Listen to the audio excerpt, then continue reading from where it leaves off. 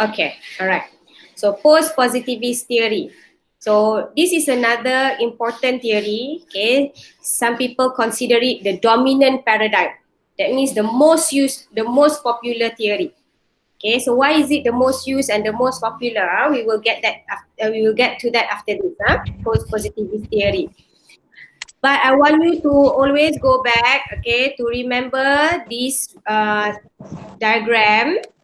Okay, where we looked at this. Okay, can you see this? The four major categories of communication theory. Okay, so this couple of weeks we will be discussing these four quadrants lah, these four theories. Okay, they are the umbrella theories. Some people even consider them as paradigms. Okay, paradigms mean the way to look at things. Okay. So initially, we've already discussed the historical development of theories. Remember, we start with mass society. So mass society is not, or it's not really considered anymore, okay? Because that's the early ways of understanding the relationship between media and society, and the function and the effects of media. If you remember, that theory basically is just negative, okay? It is based on observation. So because of the weakness of this mass society paradigm, okay, it led to the development of many other more what we call it stronger theories. Okay, so we've already discussed normative theory. Okay, so normative theory is probably the simplest. Okay, out of these categories because they give macroscopic relationship. Okay, they look at the impact of media or culture on a particular system or a particular country. All right, and it's very generic. Okay, so it doesn't explain the relationship between media on people or everyday people. Okay, it talks about big relationship. Okay, so this normative theory, okay, is very what we call it. It just touches the surface. Okay, and usually we only use normative theory when we want to do commentary. Okay, commentary kind of paper. Okay, usually when research paper or scientific paper, okay, we will use what we call post-positivist theory. Okay, what is post-positivist theory? I think I've already discussed this, right? But I'm just going to refresh, okay, so that you can follow better. Okay, so post-positivism. Okay, remember we've already learned the term positivist. Okay, what is positivist? Okay, it is something to do with using evidence-based research. Okay, not making assumptions. Okay, so positivism, okay, the word positivist usually relate to scientific research. You know, scientific, okay, not like us, we are social science. So we are half scientific, not really scientific, okay? So going back to this, positivism is very strict. That means 1 + 1 is 2. Okay, and we've already given the example, if you boil a water, it has to be 100 Celsius and that's it. Okay, that is positivist. Okay, and when we talk about gender, okay, or sex, okay, you are born either male or female, cannot change, cannot, very specific. Positivism. But the problem is for us, okay, when we study humans, it's really hard to be very specific, isn't it? Right? So that's why they say, oh, we cannot be too positivist. So they consider it post-positivist, beyond positivism. That means they take the idea, the foundations of positivism, but they adjust it here and there. Why do they adjust it? Because again, we're studying humans. Okay, and humans, okay, is very subjective. So that's why post-positivism depends on scientific methods, but it also includes what we call as things that are observable and explained based on human explanation. Can you follow so far the idea of post-positivist? Okay, if you understand the term positivism, then you can understand where post-positivism comes from. Okay? All right. So it's important for you to understand, okay, post-positivist, because you will notice that most research, okay, will take this paradigm. Okay, there are many theories under post-positivist. Okay, and when you do quantitative research, which most of you are going to do, okay, it will be considered post-positivist. All right, can follow so far? Okay, can give a thumbs up or something that can so I Yes, know that you doctor, there's understand what I'm talking about. doctor. Yes. All right. Okay, I can see Masum. So good. All right. Doctor, Yes, doctor. Aida. Hey, There's like Alia. there's like a noise. I don't know if it's coming from your mic or someone else. I'm not sure. Oh, But there's okay. It's very noisy, is it? Hold on, hold on. Let me check. Okay.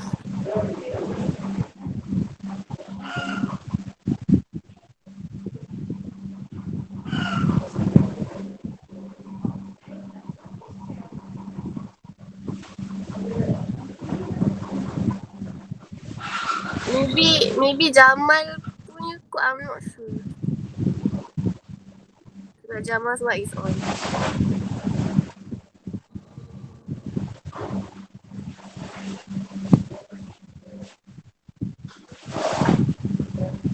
Okay. Is it still very noisy? Okay. Yes. I think maybe it's coming from Jamal's mic kot. Abang, can you try to turn off the mic for a while? Let us see how.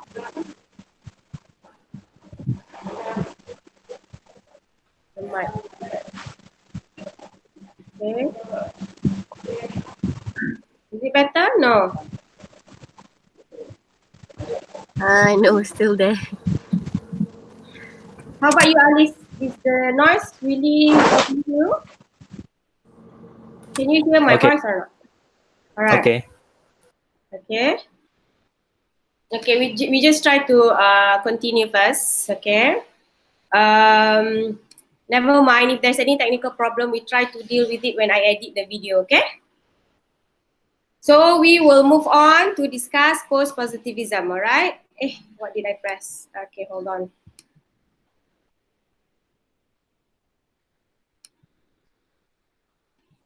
So this is the problem with Meet. Okay, they cannot find my PowerPoint window. Hold on.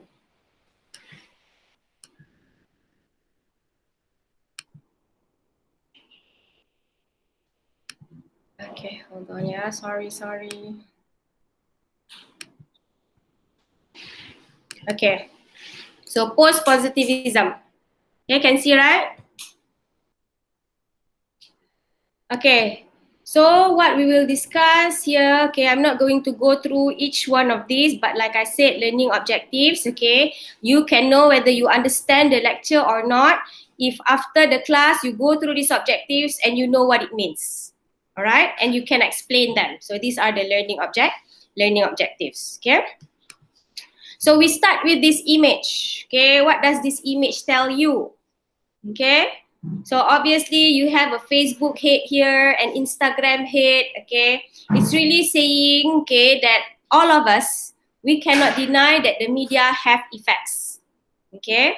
And this is in response with the mass society paradigm that I mentioned earlier, okay, which is the first paradigm that talks about the powerful effect of the media, turning people all into mass society, okay. We cannot deny. But at the same time, okay, when we make that kind of relationship, sometimes, okay, we undermine that the impact of media, okay, is not universal. That means, okay, different people are affected differently.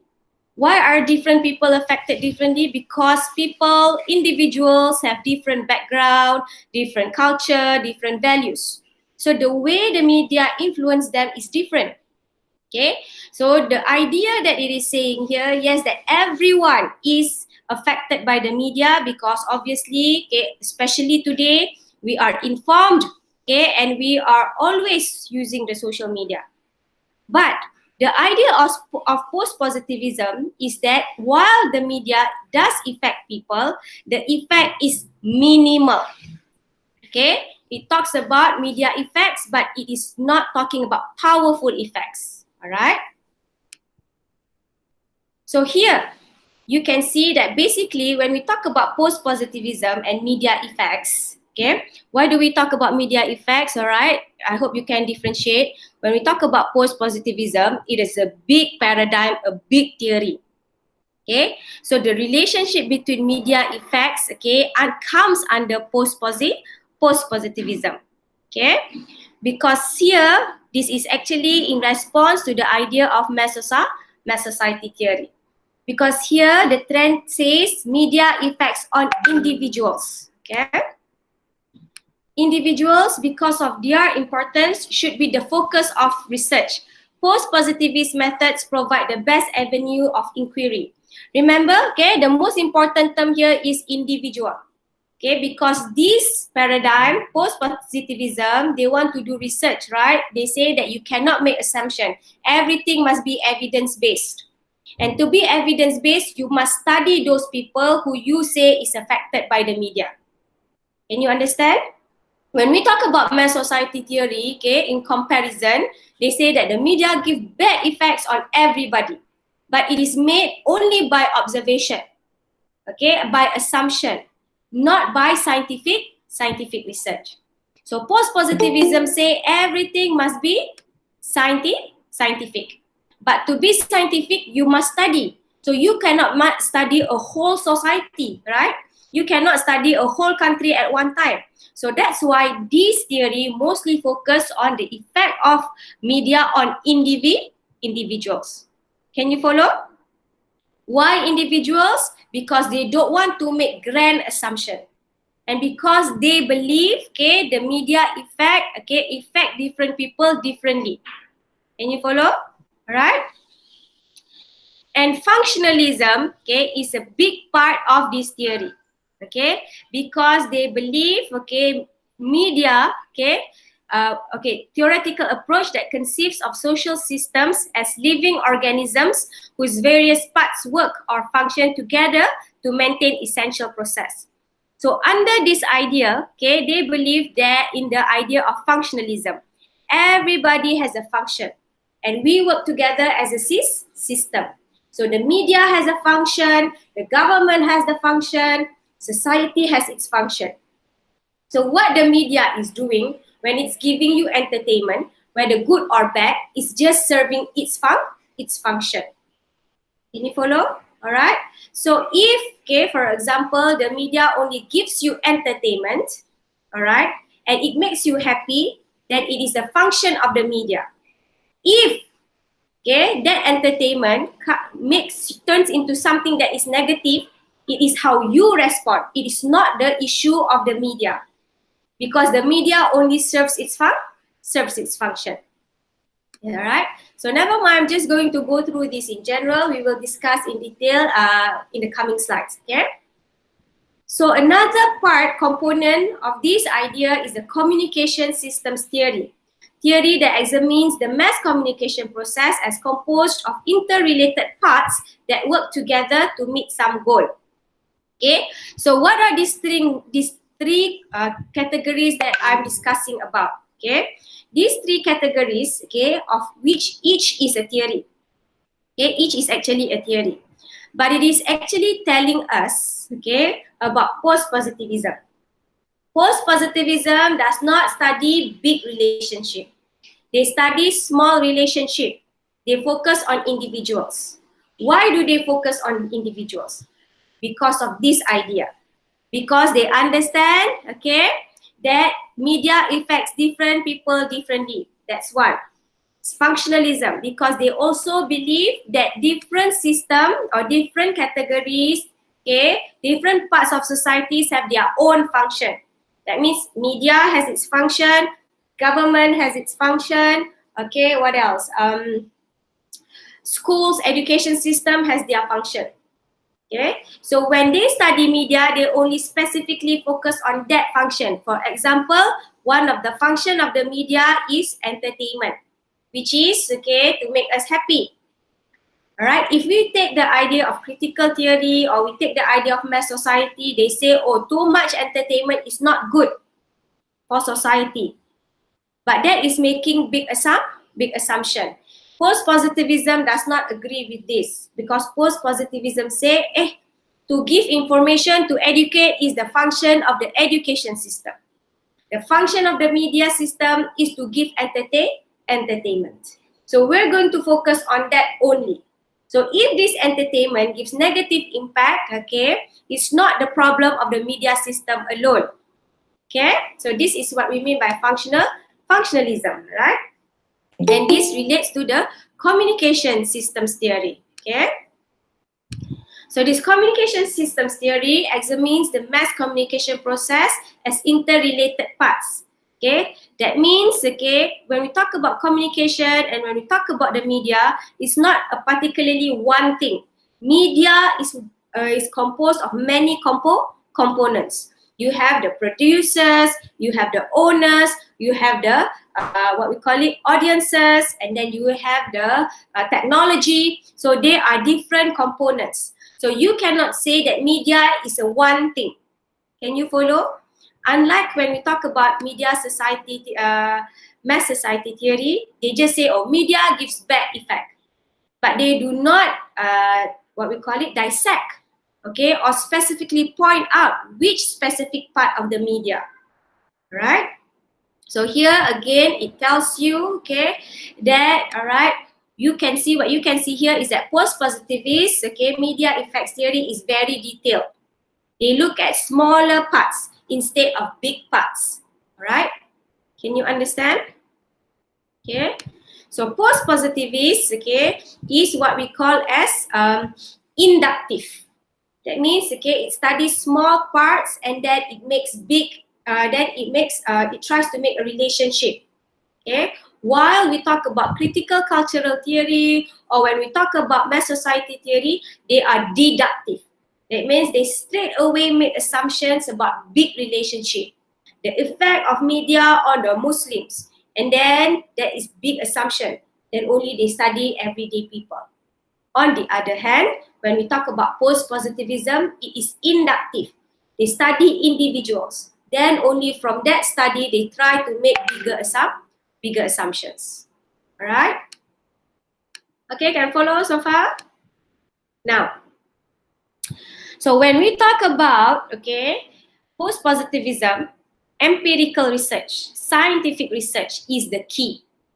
Okay, so what is empirical? Like we said, okay, it's a proper way of measuring, proper method of identifying evidence.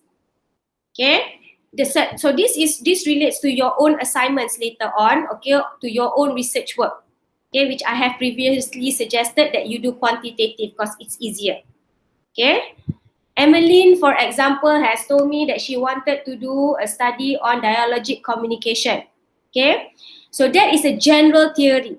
But to study that theory, you must look at a particular sample that you can measure, that you can study.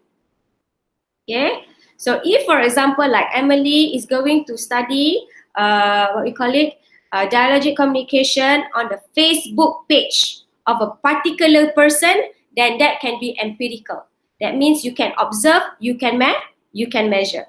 Here, okay, we will discuss about Paul Lazarsfeld and Carl Hoveland.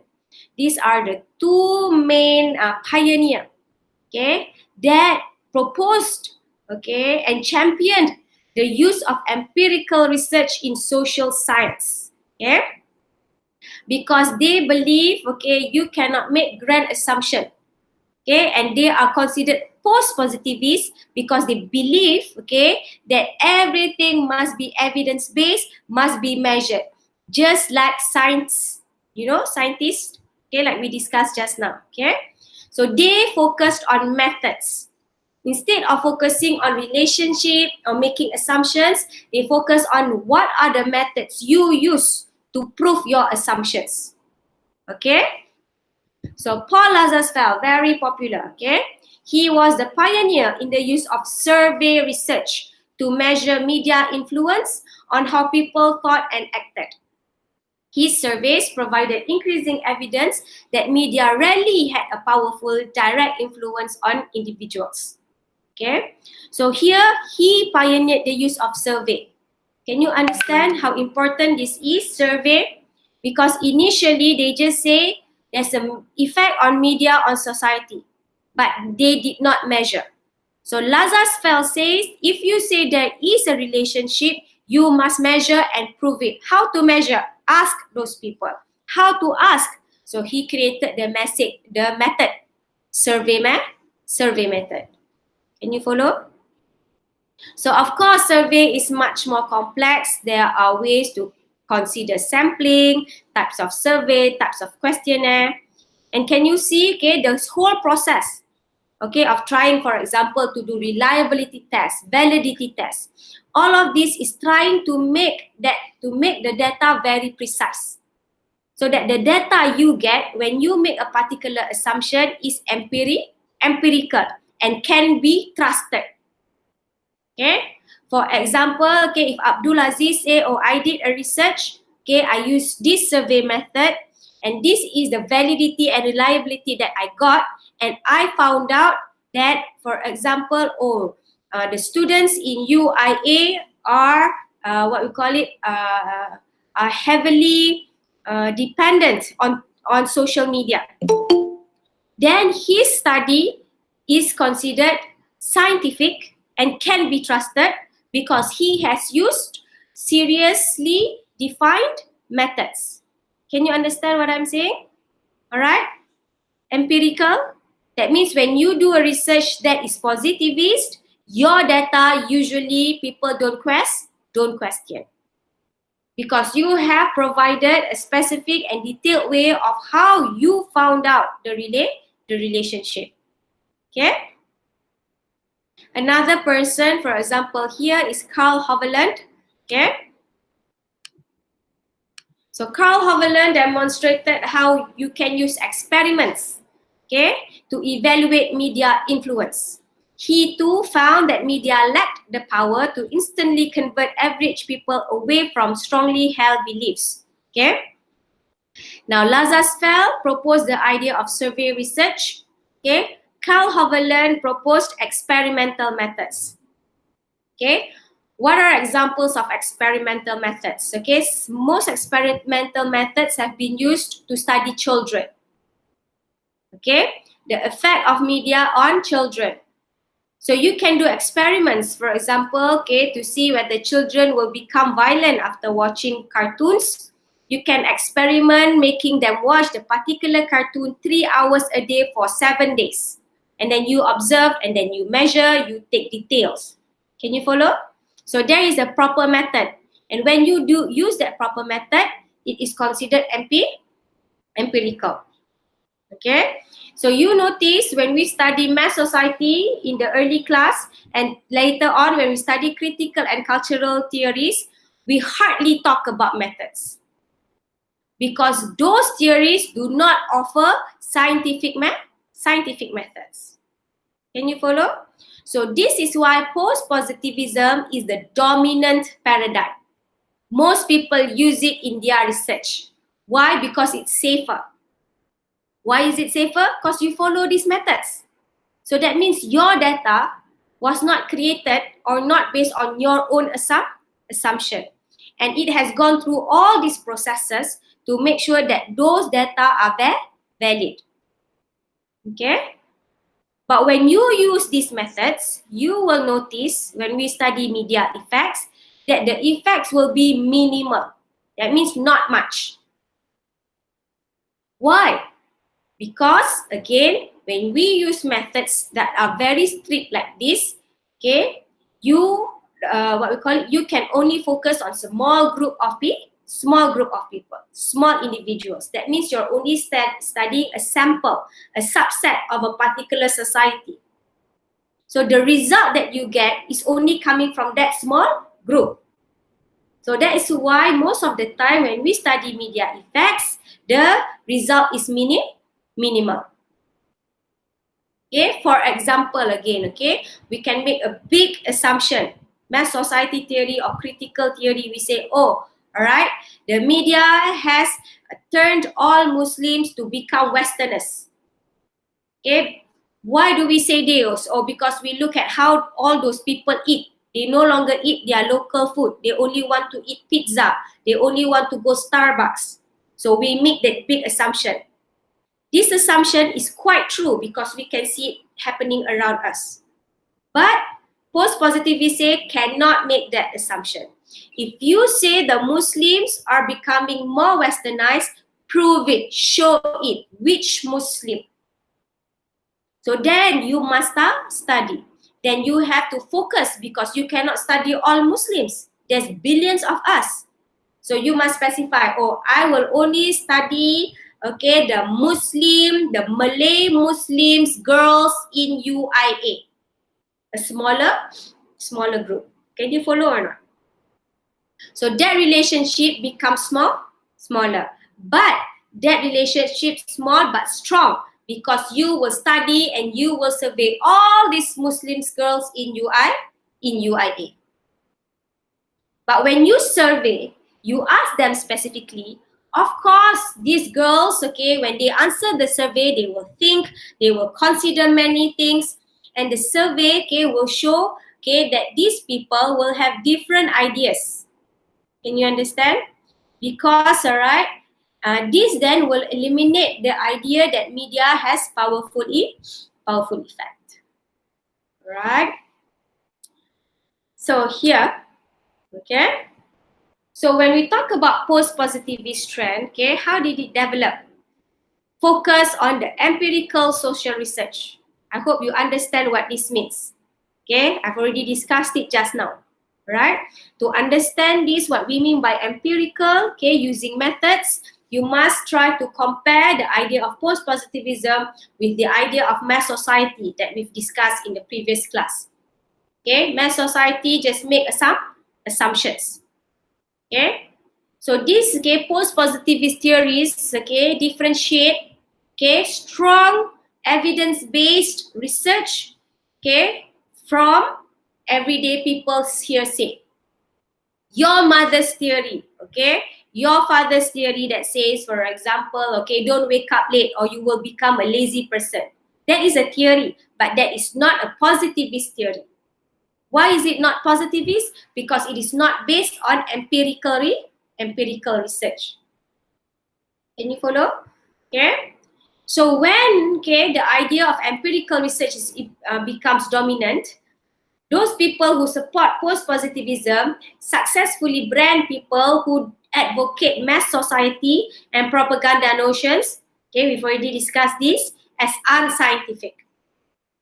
Those people who say, oh, media cause bad effects on everybody, making everybody giving negative influence. If you make those assumptions without giving evidence, without giving us details how this bad influence happened, it will be considered unscientific because you're just making assumptions. And this idea of post-positivism became successful because it exploited the commercial potential of the new research methods, gained the support of private industry. Now, this is something you must understand, all right? This is the unique characteristics of post-positivism. Post-positivism uses scientific methods, right? They use survey, they use study focus group, they use experiments. So all of these methods, okay, became quite appealing to the private industry. Okay, what does it mean here? It means here, hey, okay, businesses, media companies realize, we can use research for our benefit. That means, okay, you can use survey not only to study, okay, the negative effect of media or how media influence people. You can also use survey to understand what people like. Okay, so who can use this? TV channels, radio stations, okay, cinemas, filmmakers. Everybody now can do research, and they can do research for their own purpose. So that means there is this commercial value for this method. Okay. For example, again, like public relations. Okay, some of you are taking public relations. public relations always do campaign, right? And when they do campaign, they want to investigate first, okay, what people like, what people don't like. And after they do the campaign, they do another survey to look at the effectiveness of the campaign. So when they do those kind of surveys, these are considered scientific surveys and they are positivists. That means positivist or scientific methods here, okay, can be used by everyone. Businesses, industries. When we talk about mass society theory or critical cultural theory, it's usually very academic. Okay? This is not focused on academia only. It can be based on industries. Okay? PR companies.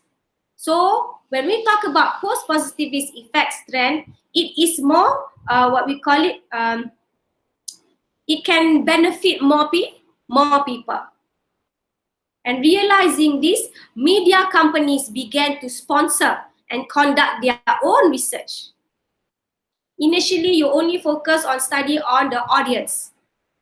But now with these methods, even the media companies, media companies always have to do research, right, to identify how many listeners or how many audiences they have.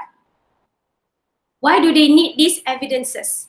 Because media companies can use these evidences. For example, if they've done a research and they identify, we are the #1 radio station in Malaysia. Based on their research, they found out that. So what is the benefit? So benefit for them is they can use the evidence they found through their research to get more advertisers. Okay, they can tell advertisers, come advertise with us, because research shows through our survey that 70% of Malaysians are listening to our radio station. So all of these things, okay, is not applicable with the other type of theories. Only post-positivists, through its scientific methods, offer this. Okay, offers this ability, okay, that everybody can use the method. Okay. So as a result of that, they have successfully established their approach within the various social research disciplines. So who uses these theories and methods? Political science, history, social psychology, sociology, and economics. For example, political science. They want to know public opinion, right? They want to know who people are going to vote for the next election. How to know? They cannot make assumption. They have to do survey research. Okay? So with those results, they can make prediction. Okay? So far, all right? Okay? So this is the idea of post-positivism.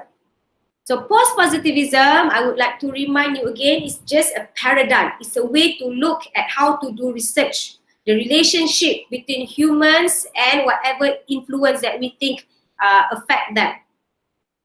Okay? But when we specifically focus on media, the effects of media, okay, post-positivism will say that media only gives limited effects. Can you follow? Why do media give limited effects? Because those effects are mitigated by a variety of mediating and intervening variables. This relates, okay, to this here, that media is a part of many other systems, okay, and media serves its function in relation to many other components, okay, that have their own function. So because of that, okay, when we talk about the effects of media, we say it's minimal. Why? Because when a person watches television or when a person listens to the radio, okay, the effects that media consumption has on them, okay, is also influenced by many other things, mediating or intervening variables. I'm sure when you study statistics later on, okay, we will always be talking about the relationship via mediating and intervening. Why? Because the idea here, there is always no direct influence. There will always be other components that are also affecting that that relationship. Okay? So for example, if we say, okay, the media has influence on the Muslims, okay, we can consider that the effect of the media on the Muslims are minimal because the Muslims' consumption of the media is also affected by his gender, by his educational level, okay, by his what we call it, culture. So how the media affects me would be different from how the media affects Alia and how it will affect Masuk. Because we come from different age group, different cultural group, okay, different gender, for example, okay. And this also because individuals' different psychological makeups that cause media influence to vary from person to person, okay. So some of you would like to watch Netflix. Some of you cannot watch Netflix because you're old-fashioned. You like to watch television. Okay? And then also, okay, you have the idea of social categories. The idea that members of given groups or aggregates will respond to media stimuli in more or less uniform ways. Okay. Just now we say everyone has individual, right? Individual is one by one by one by one. Okay? But when we study, okay, even in post-positivism, we still have to make some kind of relationship. That means I want to study, okay, students in UIA. I cannot study Masum alone because there's no research that is going to be interested about Masum one person. Research will be very interested to understand aggregates. That means the effect on many people. Okay, so we assume that although, okay, individuals are affected differently, but usually individuals come from a particular social group or social categories. So those who come from the same social category will usually have a similar response to media. Okay. That means, again, like I said, if we say there's an effect of media on the Muslims, that's very big, right? But if I say there's an effect on media on Malay Muslim girls in UIA, that is a specific social category. Okay, so the Malay Muslim girls in UIA, they have shared so many similarities. So we can assume they will have, okay, similar relationship with the media.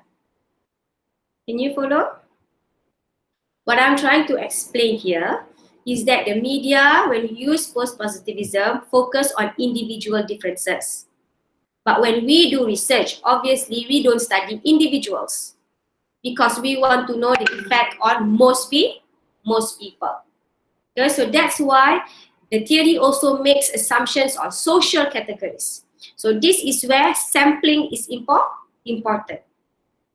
Okay, you cannot study everybody, so you find a sample, a group of people that is almost similar. Because if they have a similar, all right, psychological makeups, okay, they have similar background, they tend to have similar experience and will get a similar effect or relationship with the media. Can you follow? All right. So this is why, okay, when we talk about media effects, okay, post-positivism uses an approach we consider as inductive. Like I've mentioned just now. Inductive means it starts small. Just now we say we want to study the relationship between media and the Muslims. That's a big relationship. Okay, but to test this relationship, we focus a small social category, the Malay Muslim girls in UIA. So you study the Malay Muslim girls in UIA, a small group. But your data, from that data, then you can try to make some assumption, okay, and some speculation on a bigger, okay, relationship, which is just now the effects of media on Muslims. Can you follow? You do a research on a small group of people, okay, induce focus here, and then you try to make the relationship. Okay. So this, okay, and this also, okay, when we talk about post-positivism, it involves middle range theory. What are middle range theory?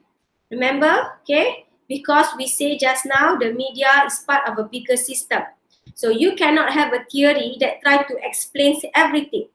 So there will be small theories to discuss small relationships. Okay, so that is why, okay, under post-positivism, there is thousands, hundreds of theories.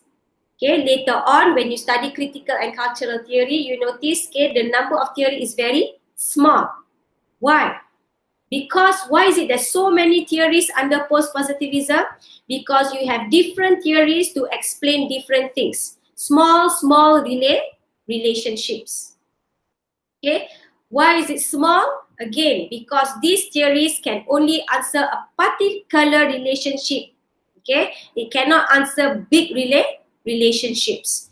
That's why they say it's called middle range. When we talk about critical theory, mass society theory, those are what we call grand theories or macroscopic theory. They talk about big things. Can you follow? All right. Okay, so far everybody? Is it okay? Okay, are you sleeping? All right. Masum, are you watching YouTube or what? No? Okay. All right, good. Okay. So, positivism. Okay, let's go back here. All right. Maybe it's confusing, quite hard for you to follow, but later on when you do your research, you understand. Okay. Because you will notice, okay, that when you do your masters, usually you will be using a post-positivist theory.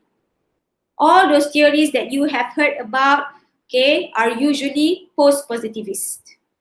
Because critical and cultural theory, okay, they don't have all these different types of theories, okay. So I give you an example of a post-positivist theory. One example is the two steps flow theory.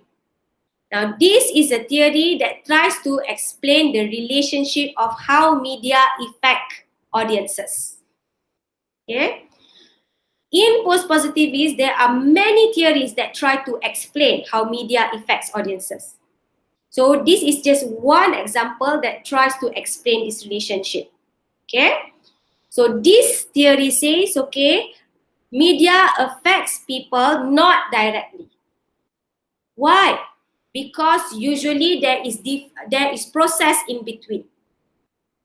There are people, okay, there are the influence of the gatekeepers and the opinion leaders. So these are the intervening variables. These are the components that affect the relationship. Okay, we say that the media cannot affect us directly because minimal effect. Why? Because whatever content that we get will usually go through gatekeepers.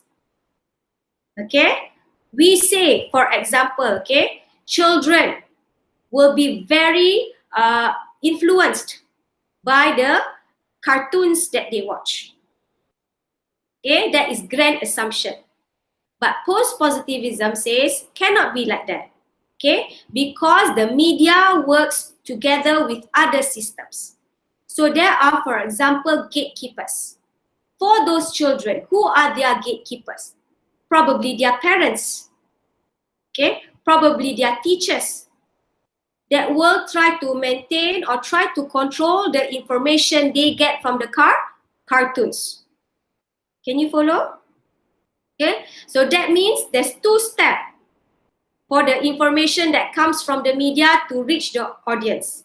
The first step, the information goes through the gatekeepers, then only goes through the audience. That means the relationship is not straightforward. Okay, can you follow? Okay, or you can say, oh, okay, two-step flow theory. Okay, why is it that the Western media, okay, cannot affect the Muslims very directly? Because in every Muslim countries, there will be gatekeepers. Maybe the government will try to censor some of the Western content. Okay? Or when you go home, your parents will censor. Okay? Or the religious, your ustaz and ustazah who teach you will tell you, oh, don't go watching too much Western films. And then you remember. So they are the gatekeepers. So that's why the information, the message is not directly coming to you. There is a two-step flow. If it's not the gatekeepers, sometimes it's the opinion leaders. So who are the opinion leaders? Okay? In every group, in every society, okay, even in a classroom, there will always be someone who's more extrovert, right? Someone who likes to speak out loud, okay, who likes to share their opinions. And when they do, most people follow them. Okay? So opinion leaders, okay, usually influence our beliefs on something. And the same thing with media content. Okay? Who are opinion leaders? All right? For example, okay, your ustaz and your ustazas. They are opinion leaders. They help influence your how you form your opinion on certain media content. Okay? That probably people in Indonesia, for example, okay, they refuse to watch Netflix. Why? Because their grand ustaz and ustazahs tell them not to. Can you follow? All right. So opinion leaders can help, okay, can help to accelerate the influence, or at the same time can help stop the influence. Okay. So who are the opinion followers? Most people are the opinion followers. Okay. Those who receive information from the opinion leaders. This, for example, okay, when you watch TV, okay, if we take into a consideration into a smaller setting, okay, you watch TV with your family, right? And then you watch the news, and then you have your parents. Your parents are the opinion leaders, and then you have the children. And when you watch the news and suddenly Donald Trump comes into the screen, and then your father starts saying, what kind of a leader, very bad leader, killing all Muslims, giving all negative commentaries about Donald Trump. Okay? So this will impact how all of the children views Donald Trump. Can you follow? If there are no opinion leaders, that means the children are only watching Donald Trump. Probably the children will like him. Oh, he's got a funny hair. He's got a funny face. So the children will like him because there are no opinion leaders to guide them. Can you follow? But in society, most of the time, there will be opinion leaders. Okay? That is in the family setting. Or for example, okay, in teenagers, right? Teenagers. Okay? Teenagers tend to be easily influenced by trend, by what they see on TV.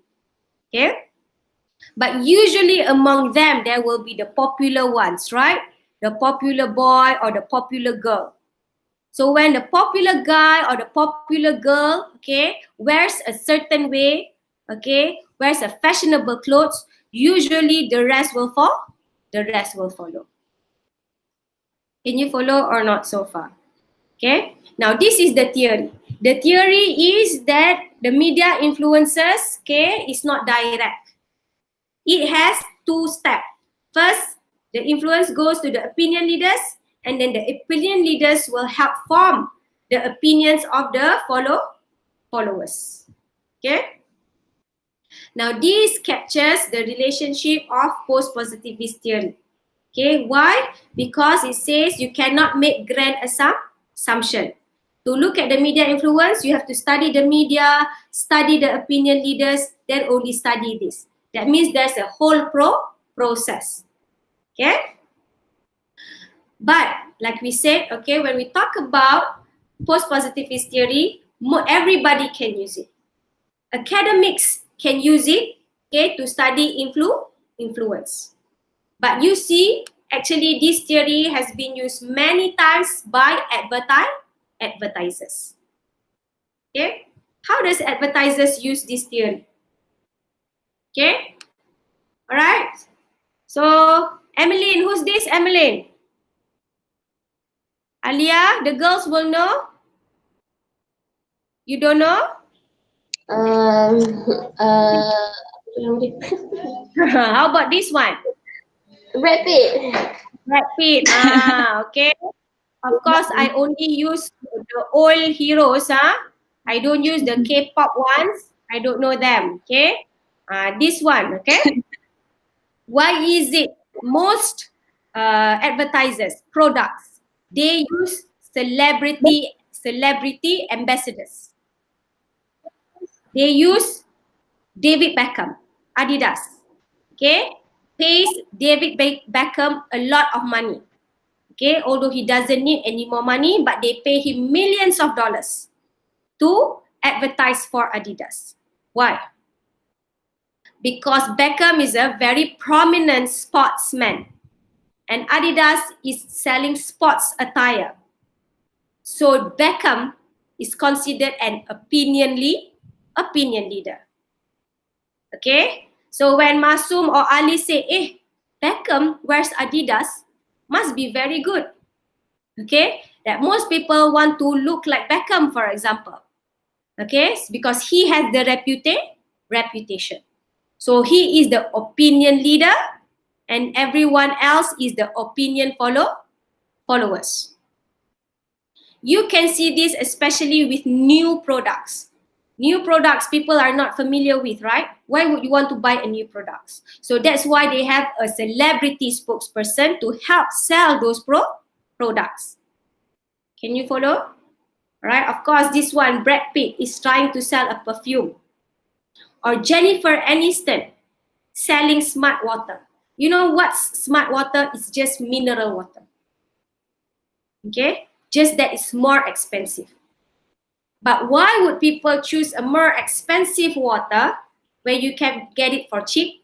Probably because, you look at Jennifer Aniston. Okay, you're her fan. You like her. Or you say, maybe I can look as pretty like her. So she becomes the opinion leaders. So who uses this theory? Advertisers. This is what we mean that post-positivist theories can be commercial. That it can be used by anyone, not just academics. Okay? Or who else use this idea? Politicians. Politicians are opinion leaders. Yes, when they are popular, they are opinion leaders. Okay? Trump. Some people like him, some people don't. But those people who like him follows what he says. And when he says, for example, you need to drink Clorox to kill off the coronavirus, people will follow. Okay? And we can see this in the social media. You have so many influencers, right? Okay, so probably the younger students in this class, okay, you follow a particular influencer. Okay, and it depends on your own interest, right? If you are fashionable, okay, maybe Alia, okay, you follow any influencer, okay, fashionable influencer, and they propose to you, you buy this cosmetic product. Okay, and then you become interested. So those influencers are opinion leaders. Can you understand so far? All right. Okay. So that's why, for example, influencers or like Nilofa, Abdul Aziz, another person you need to know, Nilofa, not just Kardashian. Nilofa also very pretty. Okay. So she sells scarves. Okay. How does she sell scarves? Mostly by promoting on her social media platform. Okay, so when she wears it, okay, she looks pretty and everyone can see and everyone will try to imitate. So she is the opinion leader. Can you understand? All right. Okay. So this idea of two-step flow is not just specific to media. It is also usable in psychology, in political science, and in advertising and marketing. Okay. So what are the strengths? Okay. This study focused on their attention on the environment in which effects can and can't occur. That means, okay, they study the people, specifically go to the audiences, okay, and they stress the importance of opinion leaders. I've already discussed this, and it is based on inductive rather than deductive. What is inductive? Just now I've already told you. Okay, it starts from small. You must study a small group of people. Okay, and it challenges the simplistic notions of direct effects. Okay, obviously this theory says there's no direct effects, there's flows. First you go through the opinion leaders, or sometimes the information is guarded by the gatekeepers. So what you get from the media does not directly goes to the audience. And the message that audiences get are usually already influenced or affected by opinion leaders. Okay, but what is the weakness? Okay, it only focuses on behavior, right? It doesn't talk about, okay, how this basically that media affects more than just behavior. It affects our way of thinking, our culture. Okay, it downplays reinforcement as an important media effects. What do we mean by reinforcement here? Okay, again, it's not just opinion leaders. The opinion leaders, your ustaz can say, oh, okay, Abdul Aziz, don't watch Netflix. Okay, it's full of haram stuff. But your ustaz is not the only opinion leaders in your life. Okay, you can have your roommate who's very un-Islamic. Okay, but you listen to him as well. Okay, or there are a lot of marketing. Okay, a lot of marketing or reinforcement, a lot of advertisement that keeps pushing, that this can break the influence of the opinion leaders. This theory uses survey methods. Usually they use survey. And then when you use survey, you will always underestimate media impact. I've already discussed this just now. Why survey will lead to minimal effects? Because survey will ask specific questions. Okay, and survey focuses on a small group of people. And when people answer surveys, they are usually very careful, and most of the time, sometimes not that truthful. Okay, so that's why you will get a very limited result, limited impact. And now research show there's more than just two steps. There's multi steps of influence, like we said just now. Okay, so you will see that basically the weaknesses of this theory, okay, is also the weaknesses of post-positivist theory in general. What is the weaknesses of post-positivist? They're too focused on small relationship, and they're too evidence-based. That means if you cannot see it, it means that it's not there. Okay, but actually it doesn't mean, okay, that when a person says he is not influenced by the media, that he is not. Can you follow? Right?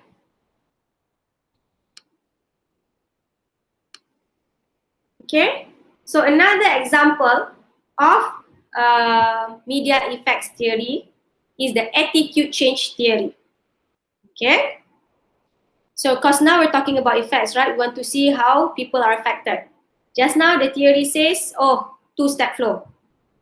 Another theory says, okay, attitude. To change attitude, you must understand, okay, that people are very much, okay, it's not that easy to change a person's attitude.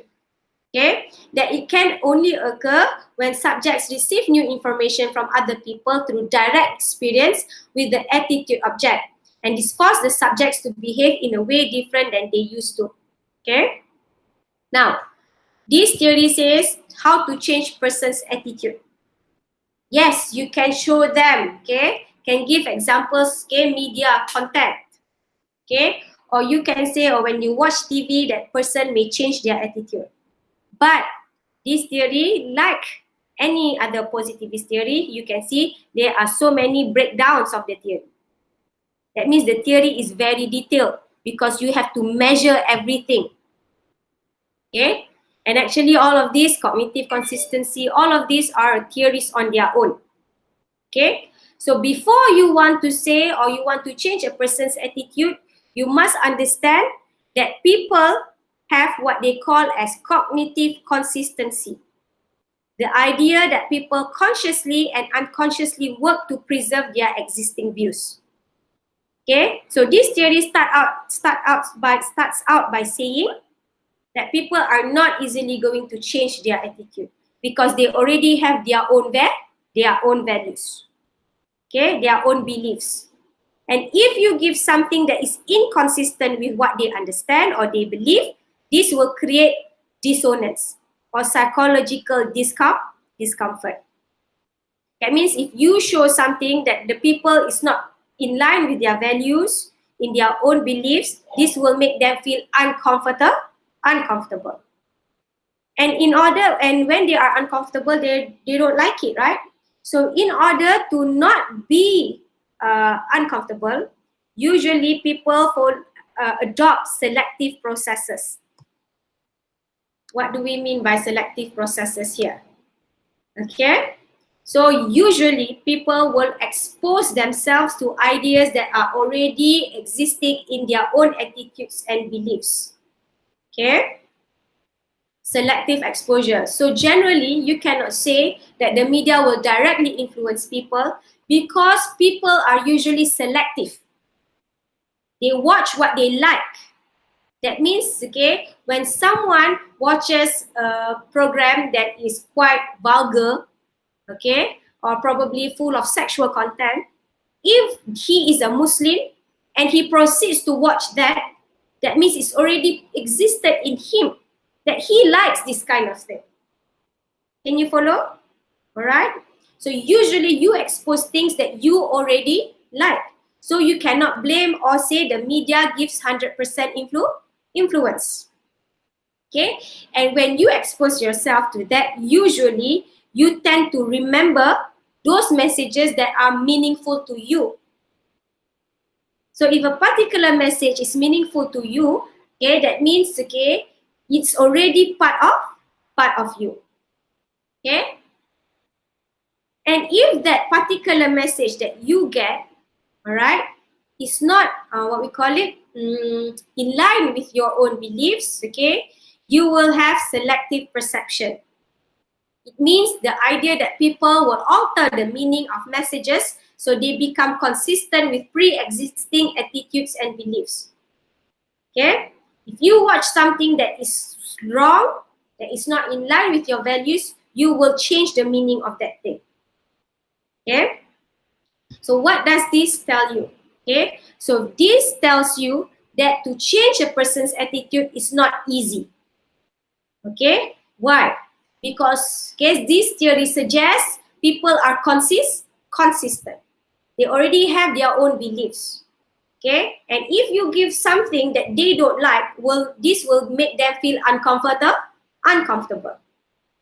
Okay, to make sure that they feel they're not uncomfortable, people usually adopt selective processes. So they will expose themselves to only things they like. And then they give attention to these things, the things that they like only.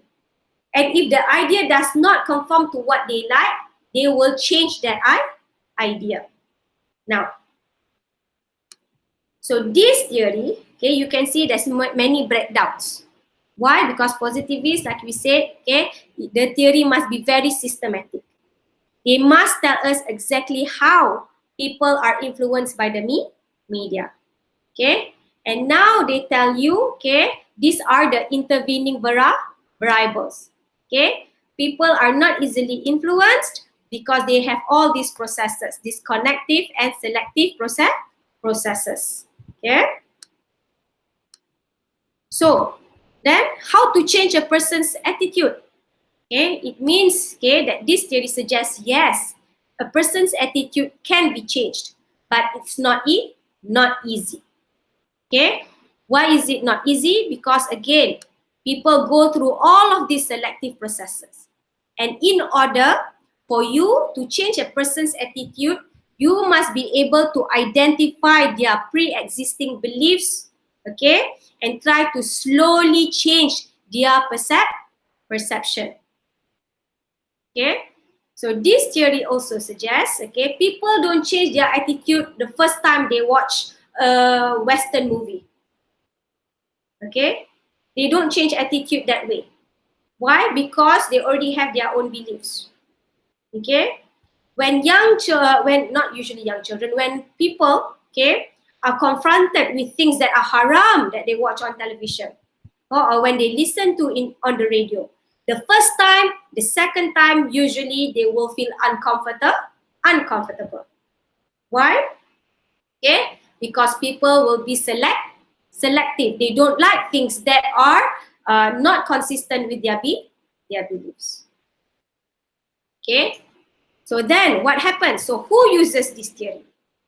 Now, if you are an advertiser or a marketer, okay, if you want to sell products, okay, it means, okay, that's why advertisers, they like to push information. You know, push information, okay, that means anywhere you go, you see the same message, all right? The same message, for example, oh, buy Apple, use Mac, okay? Use Apple products, use iMac Pro, buy the new iPhone. Probably a person, okay, has a well-developed belief, okay, I must use products that are affordable as long as they can function. Okay, and if you had a choice, you will try to stop looking at all this advertising that tells you to buy Mac because they are expensive.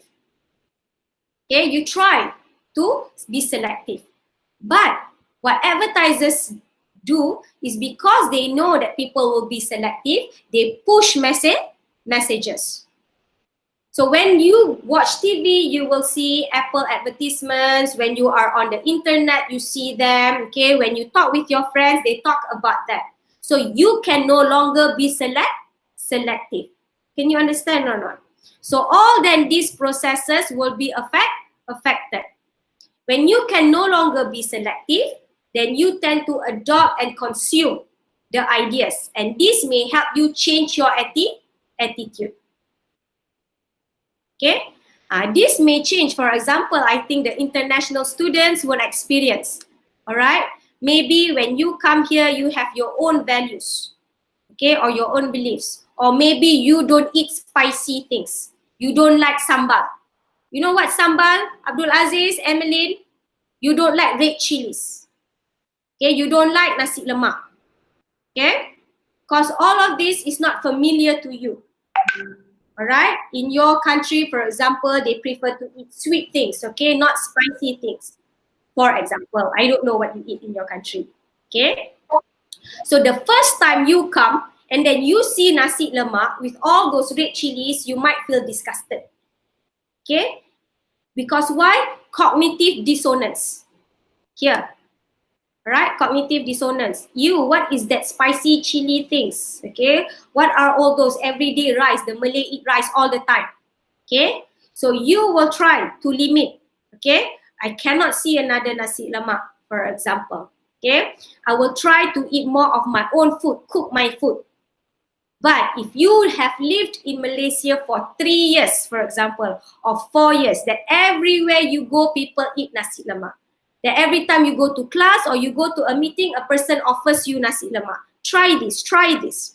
And then you can no longer be selective.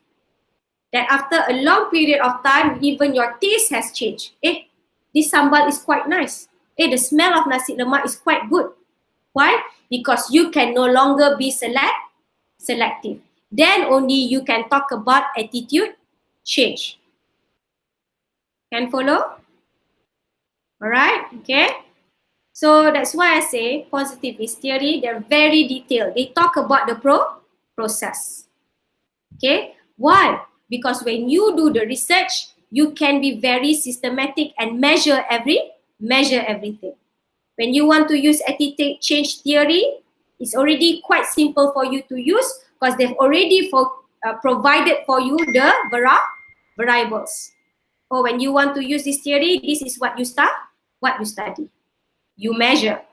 Okay, can you follow? Later on, you see when we study critical cultural theory, you would not have all these breakdowns. Okay, these detailed explanations because they are not scientific enough. Okay. So here, now, okay, I'm not sure whether you can see it in your screen, okay, but it's very clear in your slides.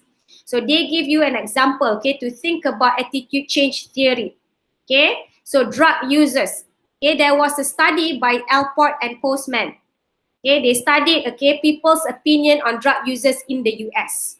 And I think this relate to the current situation of Black Lives Matters, all right, okay, how they discriminate the blacks and the African Americans.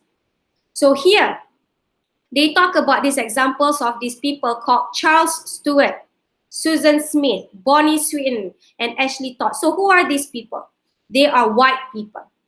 But all of these white people, all right, were drug addicts.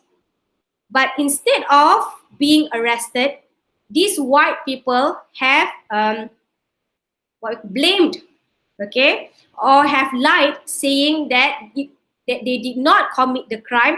It was some other black person. That means, okay, they made false, what we call it?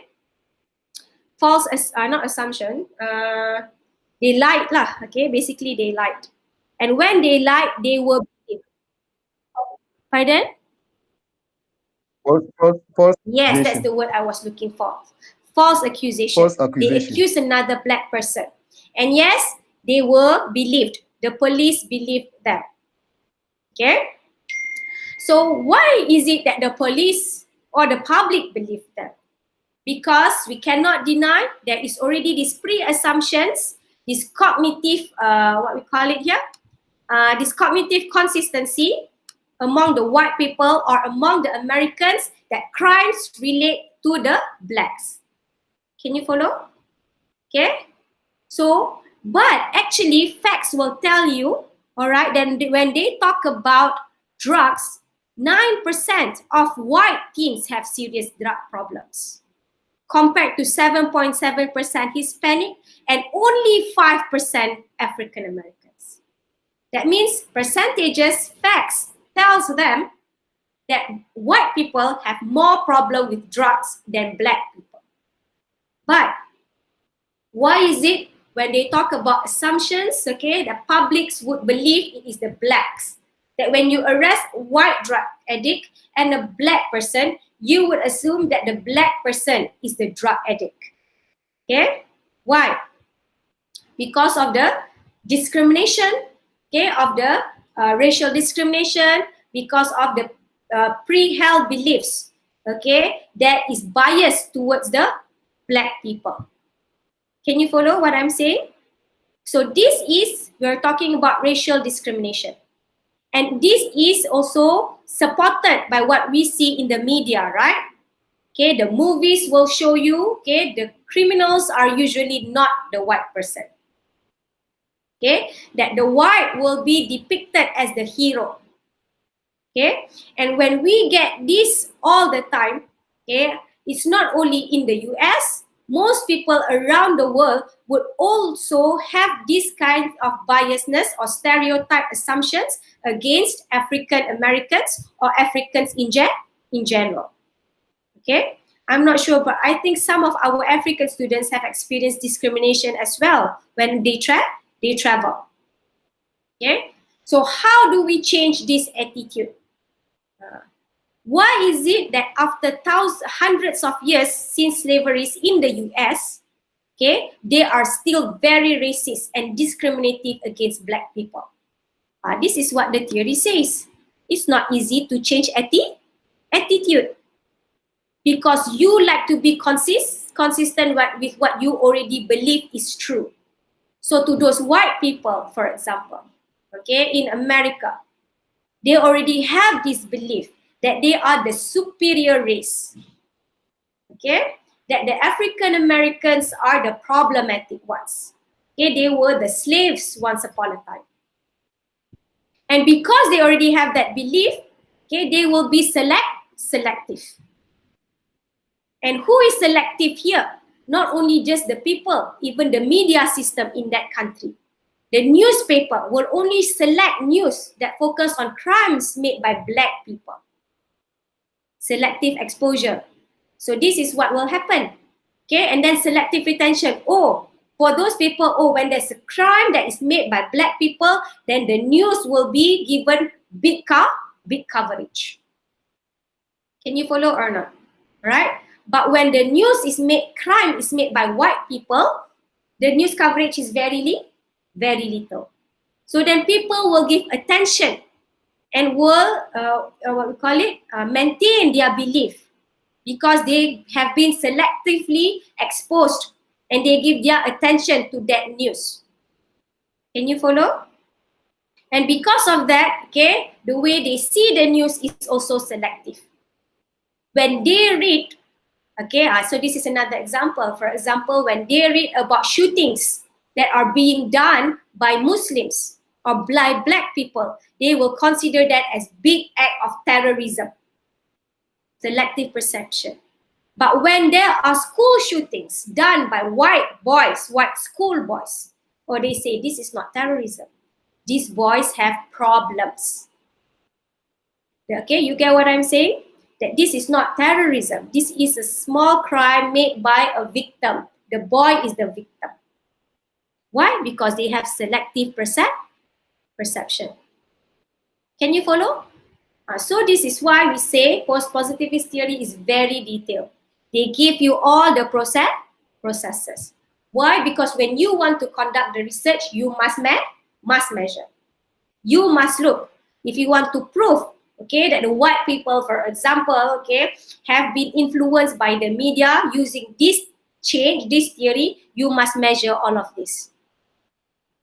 Can you follow so far? All right.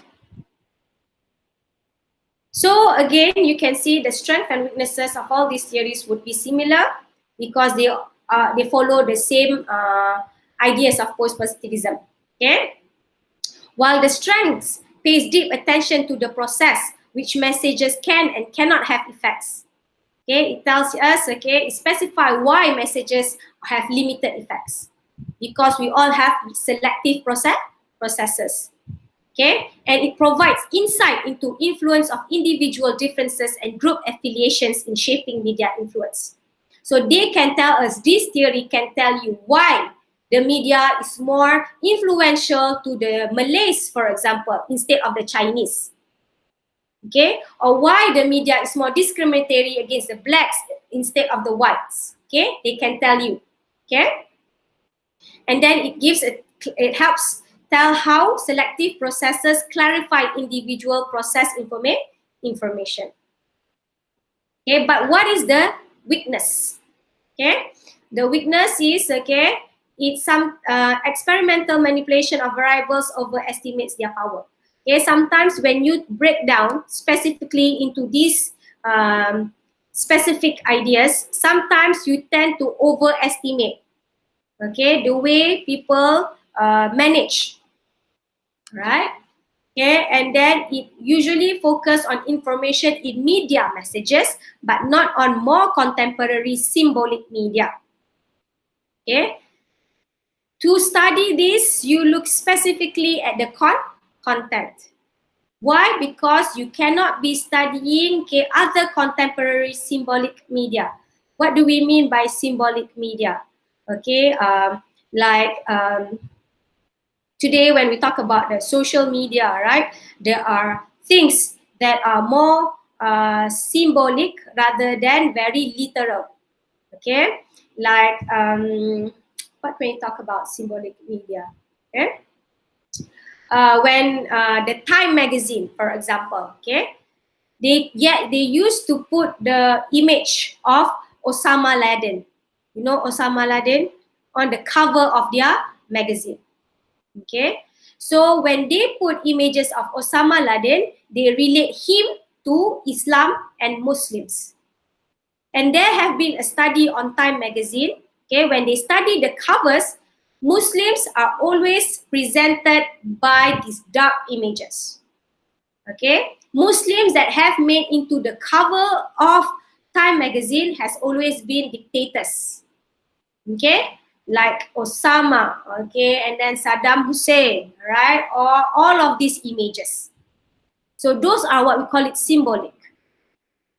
Okay, so this is not usually measured by specific positivist theory. Okay, and they only talk about attitude change as only as the measure of effects. Okay, that sometimes, all right, when we talk about effects, it's not direct. It's not specific behavior or attitude. It can be normalization, for example. Okay, for example, here attitude change for the Muslims. Okay, I always give the example of Muslims because this relates to us. Okay, when we watch, okay, the TV, all right, or when we listen to the radio, and they always talk about the LGBT issues, okay, about homosexuality. Okay, we look at gay relationships on the TV programs that we watch. If we follow this theory, okay, it will not change our attitude, right? It's not going to make you automatically gay when you watch a gay relationship on television, right?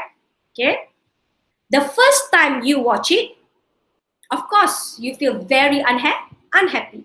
You don't like it because it is against your culture and your values. Okay, if you see homosexual relationships on television. Okay, so this theory will say, oh, it's not going to make Muslims gays. They're not going to make Muslims change their attitude. The Muslims will still feel that homosexuality is haram. Yes, you still do. But what happens if you keep watching it, and you keep seeing these images in the cinema, in the movies, in the books, in the social media? While it may not change your attitude, it may normalize. What do we mean by normalize? So this is subtle forms of media influence. That when you watch a homosexual relationship on TV, it doesn't make you feel anything anymore. Can you understand? It didn't make you change your attitude. You still know it's haram. But it doesn't make you feel anything anymore. Okay? It doesn't make you feel angry. It doesn't make you feel that it is sinful. Okay? This is what we mean by normalize. That there is still effects of this exposure to those content, but it may not change your attitude, but it does affect your values. Can you follow? All right? So that when we talk about homosexual relationships, okay, the Muslims will find it, oh, it's normal. Okay, it's what the white people do. It's part of life. Okay, can you follow? All right. Okay. So information flow theory, source dominated theory. So these I'm going to go very general because so these are other examples of positivist theory that study media effects. Okay, so I've only given you like only 5 examples, but there are many other examples of positivist theory. Okay, so you have, for example, this information flow theory. Okay, this theory suggests how information moves from media to audiences to have specific intended effects. Okay, so basically, all right, this theory says, okay, the information flow, okay, is not direct, okay, it goes to a particular process, okay. Now, and that's the source dominated theory that examines the communication process from the point of view of some elite message source. So it says here, okay, that the media, the message that we get, okay, depends on who is the source of the media content. Okay, now, like I said, You can Google this up, all right? Okay, they will give you more explanation. What is most important is you already understand the concept of post-positivist theory. Okay, the important concepts are what I've discussed just now, that they are inductive, they talk about minimal effects, and they talk about systems theory. That means everything is part of a bigger component. Okay. So like I said just now, all right, the weakness is usually the weaknesses of what we call it. Hold on, yeah. Is the weaknesses of positivism in general, because it is very direct. Okay, it doesn't consider other types of values, and it is accepting of status quo. All positivist theories are considered as accepting the status quo. What do we mean by accepting the status quo? Okay, status quo means the power balance in society. If, okay, all these theories suggest that media has minimal effects, then it is also telling us that media cannot control us, that the media owners are not controlling us. Okay, and when it tells us that, it is just saying it's not criticizing what is happening around us, and this allows the status quo to maintain. That means, again, like we said just now, advertisers, right? They advertise, they push all this information, making us to buy all these products. Okay, this theory will only tells us, like two-step flow just now, will only tells us how advertisers can use this theory, but it does not, okay, comment or criticize how advertisers are wrongly using this theory. And when they don't comment on that, then they are accepting the status quo. Okay, and actually they're allowing, they are helping advertisers, media companies, okay, to become more influential. Okay, now the idea of status quo, I will discuss it in more detail when we discuss critical and cultural theory next week. Okay. So functionalism, okay, I've already discussed functional just now. Okay, functionalism is one of the more popular post-positivist theory, because it says that media, what it does is just serving a particular function, and that it is working together with other systems. Okay, so for example, the function of the media is to inform. Okay, but what audiences do with those information are the responsibility of other institutions, such as the education system, such as the government. Can you follow? All right. That the media, okay, usually, okay, the function is to entertain. So we shouldn't comment or criticize media for entertaining people, because that is its function, right? So media have manifest function, which is the clear, obvious function. Okay, the literal function. So the intended and observed consequences of media use. Okay, what are the consequences? Okay, we become more entertained, we get information, okay, we get connected to other people. Those are the media's manifest functions. Okay. But sometimes the media also give us unintended and less easily observed consequences, latent function. Okay, what happens when you get when we use the media for entertainment? Sometimes it allows us, okay, it brings us to this idea of where it helps us divert our problems. Okay. The main function is to entertain, but the latent function, it helps you to release your stress. Okay, it helps you to become what we call it less serious. Okay, or it helps you to forget about your problems. They divert. Okay, but sometimes, okay, the media can also have narcotizing dysfunction. When media provides function, they can also provide dysfunction. Okay? What are an example of narcotizing dysfunction? You know, when we watch the news every day, okay, we're supposed to get informed, right? And when the news tells us about political stories every day, what happens? It makes people hate politics. Why? Because we've become so bored about what we hear, okay, or about what we see. So it makes us apathetic. We no longer care about politics. So this is what dysfunction. When the media should actually inform us, it makes us less informed. Okay? Narcotizing dysfunction, we always hear about the Palestinian issues. Every day the media tells us, this newspaper tells us, the social media tells us. Yes, we are empathetic towards the Palestinians, but the most we do is read. We read and then we just forget. Why we forget? Because we see it every day. And you think, oh, being pitiful, being empathetic, knowing about the issue is enough. Okay? Instead of putting on some action. All right? So, functionalism. Another example of functionalist theory is mass entertainment theory. So, this theory specifically say that the media's role is to entertain. So, whether the entertainment is good or bad is not an issue. Can you understand why is it not an issue?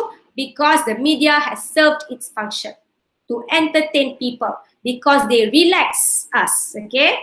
And this is an important function because when we are relaxed, we tend to be less violent, okay? Tend to be less stressful, okay? So if someone, okay, because of the entertainment engages in bad behaviors, okay, or what we call it, haram relationships, is not the problem of the media. It is because it's not the function of the media to be ethical or to teach people about ethics. The role of media is to entertain. Okay? So functionalism, it positions media within larger social system. That means you don't criticize media so much because media, when we study them, we study its function. And this function works together in relation with other social systems. All right? So when the media gives you entertainment, we're going to study that only, how entertainment is good for the people. And if that entertainment creates negative impact, it's probably because, right, of other systems. And it is based on empirical research, okay, because this is post-positivist. But again, the criticism is status quo. We don't criticize, we don't comment, we don't investigate. Okay? And they assert dysfunctions. You know, media has function and media has dysfunction, like we talked about just now. The function is it's supposed to inform, but the dysfunction, it may make us become less empathetic. We become bored of this news and information. So that is a dysfunction. So according to this theory, that's okay. So that means it's balance. Okay? Like the idea of marketplace, if you remember, we discussed last week. Okay, the marketplace of idea. Because post-positivism, functionalism is all part of, okay, the American idea. Okay? So it's okay to have good things, bad things, because they will balance each other out. Right? So then what it does, functionalism, okay, it does not allow for definitive conclusion. Okay, media's role in society. Because it talks about only the particular function. All right. Okay. So I think that is it for post-positivism. Okay, like I said, when you go on and to do your own research on the theory, you will find there's many theories. Okay, but you will see that they all have similar ideas in the sense that they are scientific, they are inductive, okay, they are trying to talk about minimal effects, and they will use specific methods, and they don't question status quo. Okay, they wouldn't be trying to criticize or comment. They would only intend to answer whatever they want to find out. Okay? Can you follow? All right. Okay, I think that is it with regard to the topic. Any questions? All right. I'm not sure if people are still there. I only see Abdul Aziz. Okay, I see you, Masom. All right. So I hope you get what I'm trying to say. Okay, of course, all right, theory is a learning process. Okay, you cannot be able to know everything via one class. So being able to do the literature review work that I ask you, you can see how theory is applied in research. Okay, and this post-positivist theory is mostly used in research. It is the dominant paradigm. Okay, and is the more easiest theory to use because it's very systematic. They provide you with the components already. Okay. All right. Any questions? Okay. Assignment. Okay. Don't know. Haven't started, right, Masom? Okay. All right. Never mind. I'm just going to go through. Okay. Abdul Aziz. Any questions? Any comments? Everything okay? Abdul Aziz? Yes. Yes, Alhamdulillah. Okay.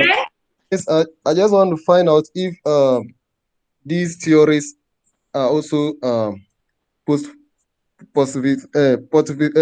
positivist in nature. Yes, they are positive. These ones, the agenda setting theory, the uses and gratification theory, and then the magic bullet or hypodermic needle theory. All right. Okay. Very good questions. Okay. Uses and gratification is definitely a positivist theory. It is actually part of functionalism.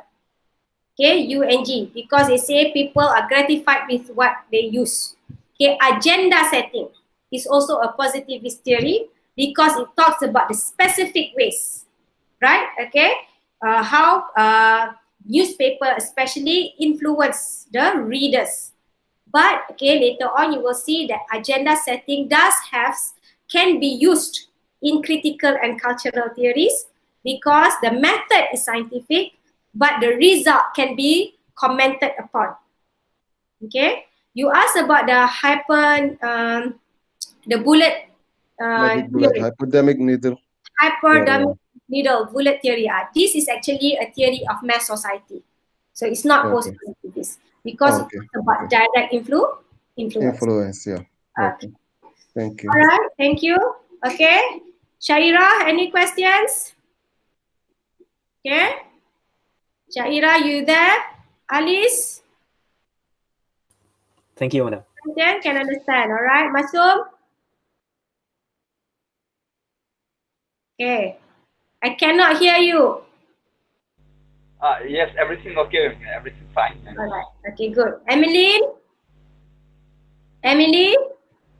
Okay, I hope she's still there. Alia? You're there, Emily? Yes, okay. Can follow, huh? All right. Okay, so what I will do, okay, later on, I will share this video.